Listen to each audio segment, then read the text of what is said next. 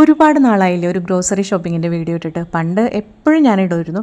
ഇപ്പോൾ പാറു വന്നതിന് ശേഷം അതിന് സാധിക്കണില്ല, സമയം കിട്ടണില്ല. പോവും, എന്തെങ്കിലുമൊക്കെ വാങ്ങിക്കൂട്ടി പെട്ടെന്ന് തന്നെ തിരിച്ചു വരും. ഇന്നലെ ഞാൻ പോയപ്പോൾ എന്നാൽ പിന്നെ വീഡിയോ കൂടി എടുത്തേക്കാനായി. അപ്പോൾ ഒരു ചായയിലാണ് തുടങ്ങിയത്. നല്ല മഴയുണ്ട് കേട്ടോ, പുറത്ത് ഭയങ്കര മഴയാണ്.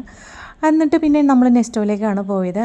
എനിക്ക് ആവശ്യമുള്ള ടിഷ്യൂ പേപ്പറുകളൊക്കെ എടുത്തു. പാറുവിന് ഒരുപാട് ടിഷ്യൂസ് ആവശ്യം വരാറുണ്ട് കേട്ടോ.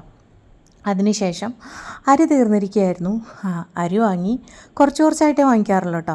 10 കിലോ അല്ലെങ്കിൽ 5 കിലോ അങ്ങനെ. അതും കഴിഞ്ഞിട്ട് നമ്മുടെ മഞ്ഞൾപ്പൊടി, മസാലപ്പൊടി അങ്ങനെയുള്ള ഐറ്റംസിൻ്റെ അടുത്തെത്തി. മഞ്ഞൾപ്പൊടി തീർന്നിരിക്കുകയായിരുന്നു. ആദ്യം മഞ്ഞൾപ്പൊടിയാണ് എടുത്തത്, പിന്നെ മുളക് പൊടി, മസാലപ്പൊടി അങ്ങനെയൊക്കെ. പിന്നെ സാമ്പാറിടാനുള്ള പെരുങ്കായം അന്വേഷിച്ച് ഇപ്പുറത്തെ സൈഡിലെത്തി. അങ്ങനെ കായം എടുത്തു കേട്ടോ.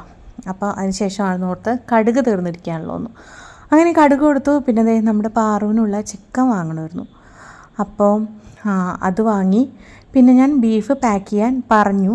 അവിടെ തിരക്കുണ്ടായിരുന്നു കേട്ടോ നല്ലോണം. എന്നിട്ട് ഞാൻ ഇപ്പുറത്തെ സൈഡിലേക്ക് ഇങ്ങനെ പോയി. എനിക്കുള്ള സാധനങ്ങൾ വാങ്ങണ്ടേ, എൻ്റെ ഉന്നൂസ് ബിസ്ക്കറ്റ് ഇല്ലാണ്ട് എന്താ ആഘോഷം.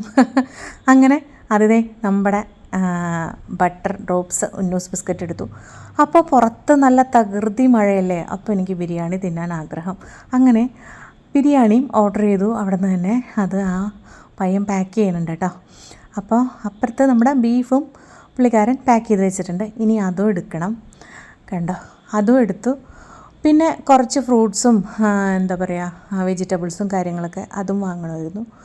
അങ്ങനെ പെട്ടെന്ന് തന്നെ, അധികം നേരമൊന്നും എടുത്തില്ല, പെട്ടെന്ന് തന്നെ എല്ലാം വാങ്ങി ഇറങ്ങി.